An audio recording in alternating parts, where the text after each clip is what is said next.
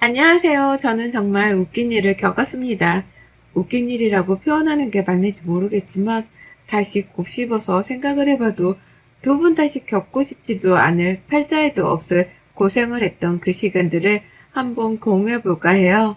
유튜브 사연을 올리는 게 처음이라서 조금 정신없이 시작하더라도 양해 부탁드리겠습니다. 저랑 남편은 동갑내기 부부예요.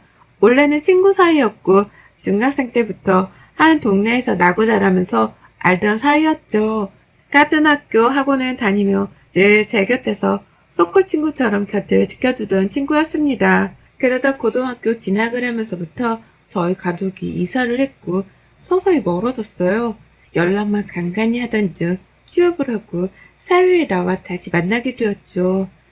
자주 못 봤던 사이라고 해도 너무 어릴 적부터 교감이 많았던 친구라서 그런지 어색함이 하나 없이 참 편했던 사이였습니다. 그랬던 친구와 연인이 되었을 때 주변 지인들은 모두 쇼킹했죠. 어쩌면 둘 다 친구를 가장한 이성의 마음이 있었던 걸지도 모르겠어요.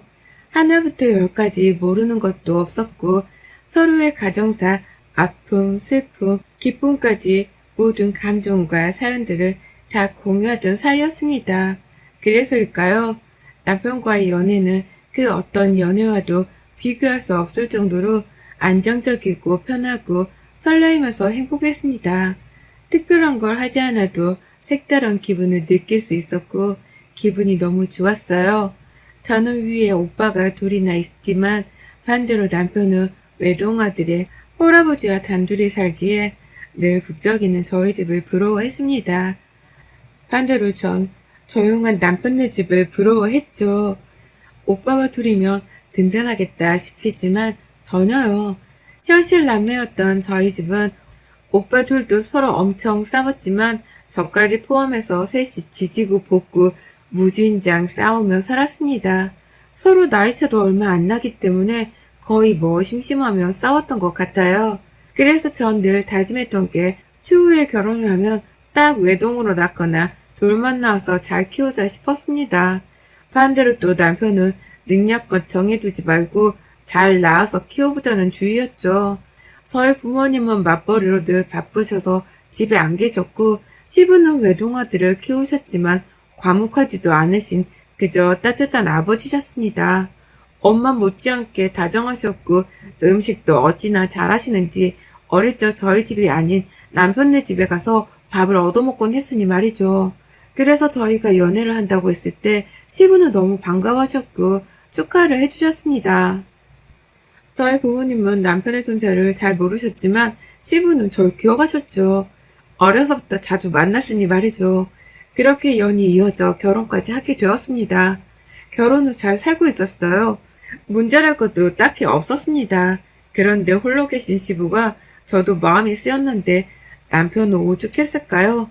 그토록 따뜻하고 다정하신 아빠께서 홀로 계시는데 말이죠. 내내 마음이 쓰여 자주 찾아가고 놀러가곤 했었습니다. 그러던 중 시부가 고혈압에 당뇨 진단까지 받고 디스크까지 오면서 몸이 전체적으로 너무 힘든 상태가 되셨어요. 거동이 어렵거나 그 정도는 아니지만 홀로 계시기엔 저희가 걱정되더라고요. 또 워낙에 잘해주셨기에 아무래도 학과를 해서 함께 사는 게 좋겠다 싶어서 어려운 결정이지만 저희 집에 모시고 오게 되었습니다. 처음에 저희 집에 함께 살자고 제안을 했을 때 시부가 싫다고 하셨죠. 아버님, 저희가 생각을 해봤는데요. 저희 집이 작은 것도 아니고 아버님 혼자 계시기도 적적하고 건강도 그렇고 겸사겸사 이참에 저희 집에서 함께 사시는 게 좋을 것 같은데 어떠세요? 아유, 그게 뭔 소리냐. 다 늙은 시애비를 뭐하러 모시고 살아. 발자에도 없는 고생을 뭐하러 하려고 해. 마음만으로도 충분하니까 걱정 말아라. 내가 밥을 혼자 못해 먹는 것도 아니고 마누라 없이 산 세월이 훨씬 긴데 뭔 걱정이야. 니들만 잘 살면 그게 효도야. 아니에요. 아버님이 이렇게 따로 계시는 것 자체가 하루도 마음이 편치 않아서 그러니까 아버님, 저희랑 같이 살아요. 그래, 아빠, 같이 살자. 아빠 말대로 시어른 모시고 사는 게 쉬운 건 아니지만 이 사람이 먼저 그러자고 한 거니까 이 사람 의견도 존중해줘야지. 네, 진짜 제가 먼저 그러자고 한 거예요. 아버님, 저희 이제 아기도 낳으면 봐주고 맛있는 것도 해주세요. 내가 다 늙어서 자식 새끼랑 며느리 고생까지 시키고 참 면목이 없네. 그런 말이 어딨어요, 아버님. 절대 그런 거 아니니까 그런 말씀 하지 마세요. 그렇게 아버님과 합가를 하게 되었습니다. 아버님과 합가를 하는 동시에 또 제가 임신을 했어요. 겹경설하며 축하 파티도 가족끼리 가볍게 했고 아버님께서는 임신한 채 일 다니는 며느리가 안쓰럽고 미안했는지 하지 말라고 아무리 말씀을 드려도 집안일에 저녁까지 늘 차려주셨습니다. 사실 저희 친정엄마보다 더 음식을 잘하실 정도로 솜씨는 보통이 아니셨죠. 아버님은 꽃무늬 앞치마를 두르시고 퇴근하는 저희를 반겨주셨고 푸짐하게 항상 차려두셨는데 그게 참 사람 사는 것 같고 좋았습니다.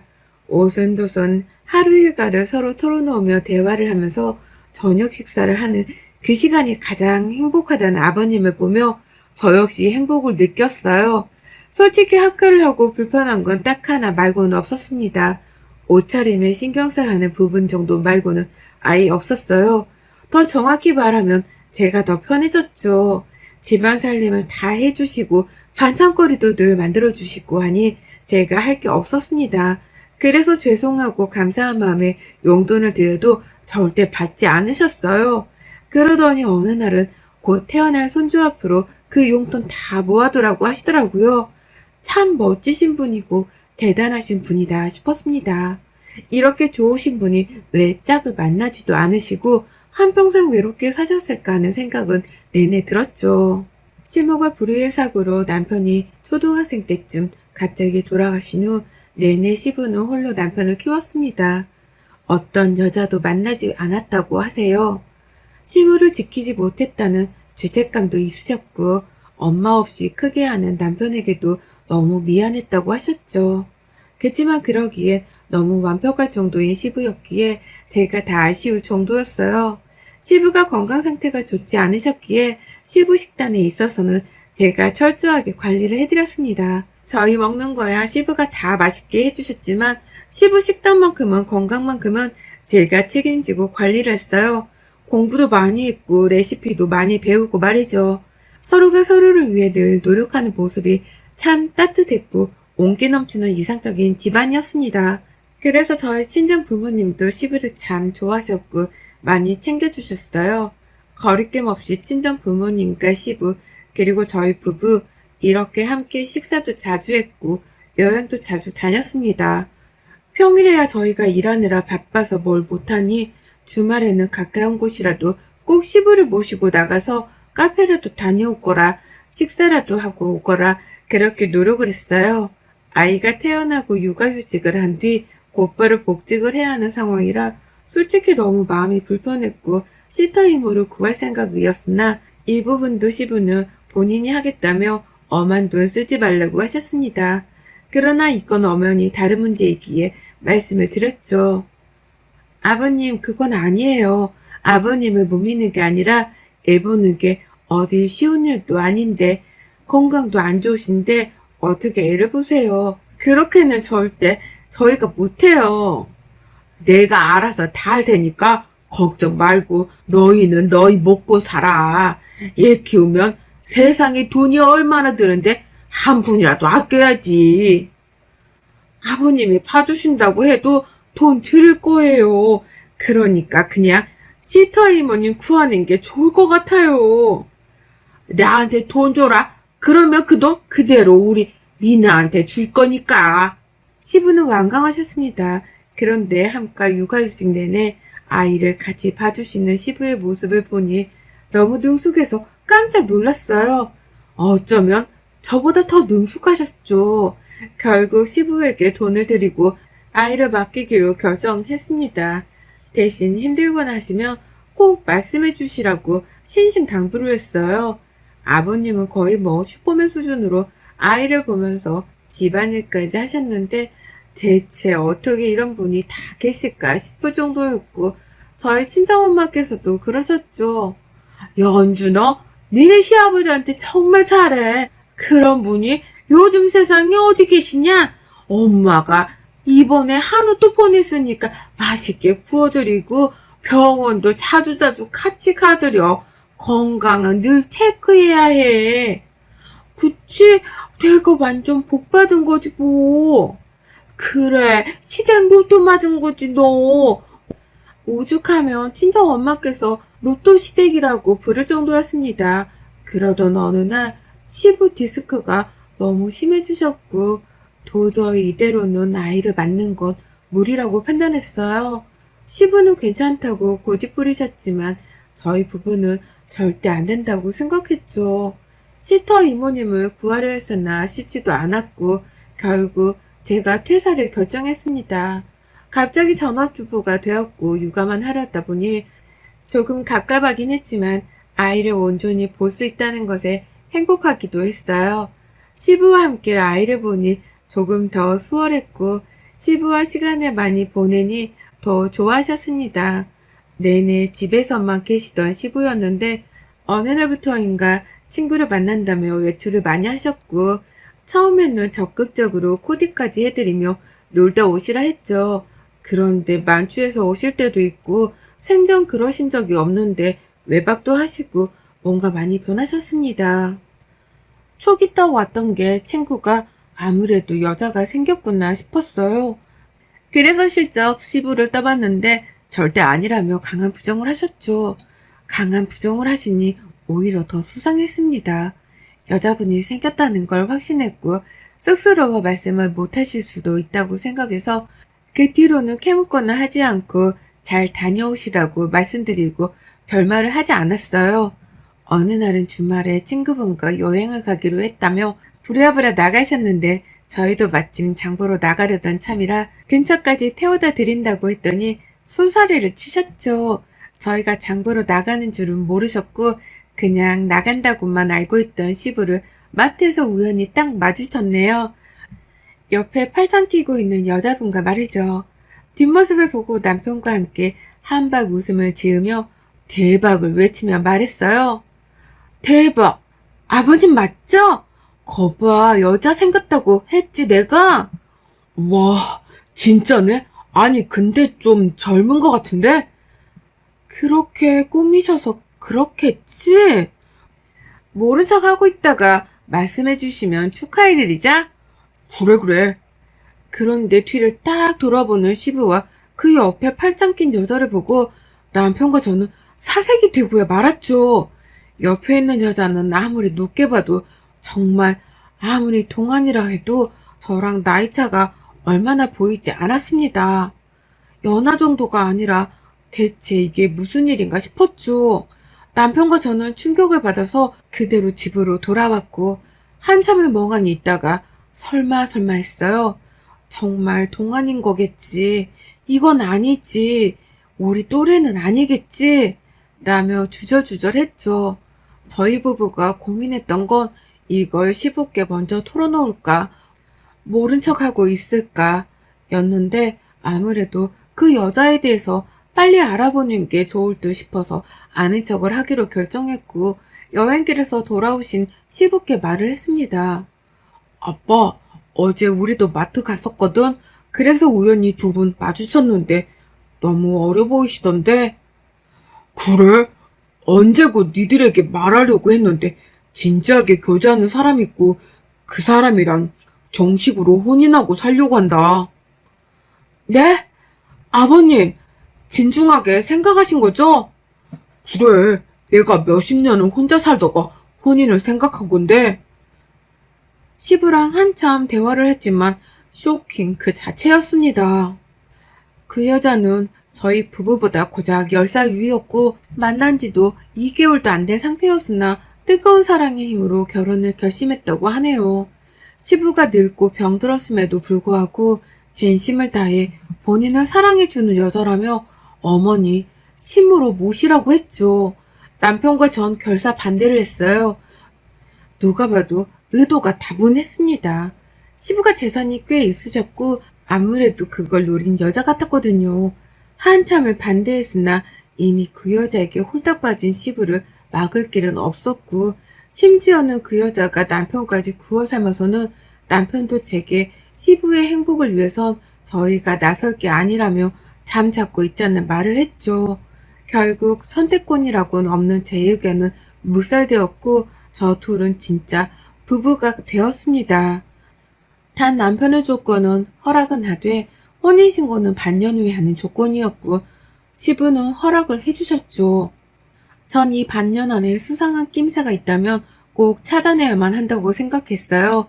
웃긴 건 충분히 나가 살 수 있음에도 불구하고 그 여자는 저랑 남편과 친해져야 한다며 1년 정도는 저희 집에서 함께 살고 싶다고 했다는 겁니다. 너무 싫었으나 역시나 제 의견은 묵살되었고 결국 1년이나 시간을 함께 살기로 했죠. 어차피 그 안에 저 여자의 정체를 꼭 밝혀서 내보낼 생각이라 1년은 생각도 하지 않았습니다. 시부와 남편에게는 그저 다정한 새엄마 부인의 역할을 다했던 그 여자는 안 보이는 곳에선 제겐 시몬 옷을 했죠. 오늘 저녁은 제육볶음 좀 먹고 싶네. 아, 네.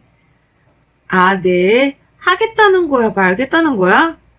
시어머니가 말씀하시면 알겠다고 하겠다고 말을 해야지. 너 나 무시하냐? 왜? 내가 너보다 고작 10살밖에 안 많은데 시문으로 다니 짜증나? 어쩌니? 그럼 네 팔자인걸 경고하는데 똑바로 해? 네라고 대답한 게 하겠다는 거 아니겠어요? 말대답. 어디서 시어머니한테 말대답이야? 너 나 무시하냐고. 무시를 많이 당하셨었나 봐요. 툭하면 무시하냐고 하시는 거 보니 딱히 무시한 적은 없는데 그렇게 느끼셨다면 주의하도록 할게요. 한마디를 한지니 가서 욕조에 따뜻한 물 좀 받아 반신욕하게. 직접 하세요, 어머님. 제가 며느리지 어머님 노예는 아니거든요. 시부는 어떻게든 저를 기선제압해서 부려먹으려고 했고 저 역시 결코 뒤지지 않았습니다. 내내 신경전을 벌였고 서로 비비꼬며 대화하기 바쁜 하루하루를 보냈어요. 심지어 시부 건강 때문에 식단 관리를 철저히 관리하던 제게 본인이 와이프니 알아서 하겠다고 넘기라고 해서 그러라고 했습니다. 그런데 오히려 자극적이고 해로운 것들만 자꾸 먹이기에 한마디 했더니 방방 뛰며 본인이 뭐 죽으라고 고사 지내는 거겠냐고 먹고 싶은 거 먹고 살아야지 어떻게 평생을 참냐고 본인 남편이니 알아서 할 거라고 하더군요. 분명 뭔가 있을 거라고 확신을 하며 내내 저 여자의 동태를 살폈고 늘 의심의 눈초리를 하며 봤습니다. 얼마나 가식적이고 내숭을 잘 떠는 여자인지 보통 얘기는 아니었죠. 언제고 무슨 일이 벌어질지 모르기에 전 녹음기까지 따로 샀어요. 무슨 말을 하는 걸 들으면 녹음을 해야 하니 말이죠. 그러던 어느 날 드디어 걸려들었습니다. 시부는 친구를 만나러 나가셨고 남편은 딸아이를 데리고 키즈카페를 갔죠. 그래서 전 이때 머리를 딱 쓴 게 저도 남편과 같이 따라가는 척을 했어요. 저 여자는 집 앞에 가서 머리 커트만 하고 들어올 거라고 했죠. 한마디로 몇 시간 동안 저 여자 홀로 집에 있는 것처럼 한번 자리를 깔아봤습니다. 제발 뭐라도 나오길 바라며 말이죠. 전 혹시 몰라 녹음기를 소파 쪽에 켜둔 채 뒀습니다. 평소에 저 여자가 그쪽에 자주 있으니 말이죠. 그때 집에 딱 들어온 저 여자는 누군가와 전화를 하며 들어왔고 갑자기 아무도 없지? 라고 큰 소리로 말하더니 스피커로 바꾸더군요. 이때 진짜 제발 뭐라도 나와라 하면서 얼마나 방 안에서 조용히 빌었는지 모릅니다. 아니 집에 아무도 없냐? 다시 한번 확인 좀 했다. 야, 연기하면서 사는 것도 답답해. 너 그거 알지? 노인네들 특유의 그 냄새. 나 그것 때문에 역겨워서 미치겠다니까. 입도 또 안 하는데 그 냄새 때문에 입도닥이 생겼어. 너도 대단하다 진짜.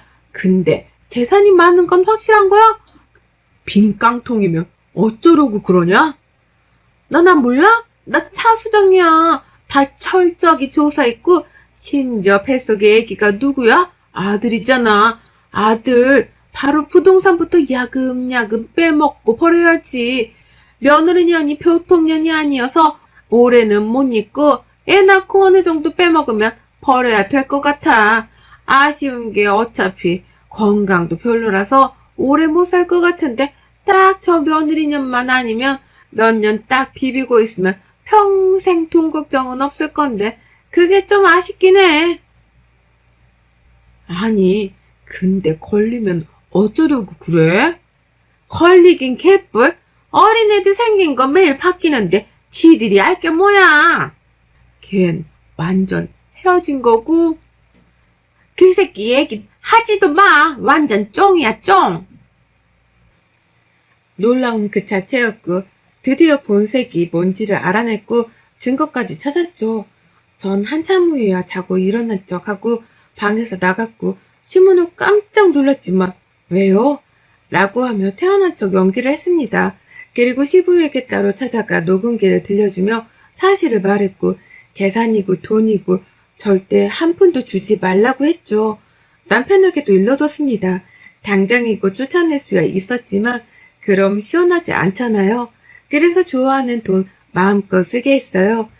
다른 남자애를 갖고 시부 재산까지 누리는 파렴치한 더러운 저 여자를 최악의 거짓걸로 내쫓기로 했죠. 조용히 기다리니 임신했다며 축하를 원했고 모두 연기하며 축하를 해줬습니다. 그러니 슬슬 시부에게 태어날 아기를 위해 뭘 해달라 요구를 하기 시작했고 시부는 그래라 당신 카드 있지 않냐고 다 사라고 마음껏 그렇게 말했죠. 그러자 그 여자는 본인 앞으로 사실 빚이 있는데 이것도 좀 부탁할 수 있냐고 하더군요. 그래서 그렇게 하자고도 했다고 합니다. 왠지 이렇게 말하면 대출을 더 받을 것 같았거든요. 역시인 게 그 여자는 최대한으로 대출을 정말 다 받아서 사치란 사치는 다 부리고 다녔고 카드 역시 쓸 수 있는 만큼 쓰고 다녔죠. 그렇게 딱 한 달 뒤 카드값 대출이자를 내야 하니 시부에게 돈을 달라 했고 그때 앉혀서 녹음기를 들려주고 제가 말했어요. 어디서 거지 같은 더러운 게 굴러 들어와서는 너 사람 잘못 봤어. 네 그 정도 수준으로 감히 우리 집안을 상대하려고 했어? 웃기고 자빠졌네? 어쩌냐? 네 태어날 애는 애비도 없고 돈도 없고 빚만 있는 애미만 있어서? 불쌍해라. 우리 아버님이 어떤 분이신데 감히 너 따위가 있잖아. 상대할 가치도 없으니 좀 꺼져줄래 우리 집에서? 네 집은 저기 다 싸놨어. 참, 당신 친정집으로 고소장 날아갈 거니까 다 늙으신 노인네들 기함하기 전에 얼른 뛰어가서 막아. 여보, 그래요. 내가 불손한 의도였던 건 사실이지만 나 당신 사랑한 거 정말 진심이었어요. 제발 어떻게 우리가 헤어져요. 네? 영원하기로 했잖아요, 여보. 내가 혈압 오를까봐 겨우겨우 참고 있는데 내 한평생의 가장 큰 수치이니 당장 내 앞에서 사라져. 마음 같아선 뺨이라도 한 대 치고 싶은 거 겨우 참고 있으니. 그렇게 그 여자는 남편 손에 이끌려 쫓겨났습니다. 이후 시부는 저희에게 부끄럽고 너무 미안했다며 면목이 없다고 정말 힘겨워하셨어요. 그런 모습에 오히려 저희가 더 마음이 쓰렸죠. 이건 아버님 잘못이 아니고 충분히 그럴 수 있는 거니 너무 마음 쓰지 말자고 살다 보면 다 그럴 수 있는 거 아니겠냐고 훌훌 털자고 말씀드렸습니다. 그리고 아버님은 바로 본인 앞으로 남은 재산 전부를 저와 남편에게 공동으로 딱 반반 나눠주셨어요. 본인이 쓸 생활비를 제외하고 말이죠. 시간이 지나고 현재는 다시 예전처럼 잘 살고 있어요. 가끔 그 여잔 지금이 어떻게 살고 있을까 문득 생각이 드는데 혹여나 어떤 남자에게 또 기생하지 않을까 피해가 있는 건 아닐까 싶은 우려가 들기도 하지만 법적으로 혼내줬으니 저희로선 최선을 다해 복수를 해줬다 생각합니다. 여러분의 생각은 댓글로 남겨주세요. 오늘도 시청해주셔서 정말 감사합니다.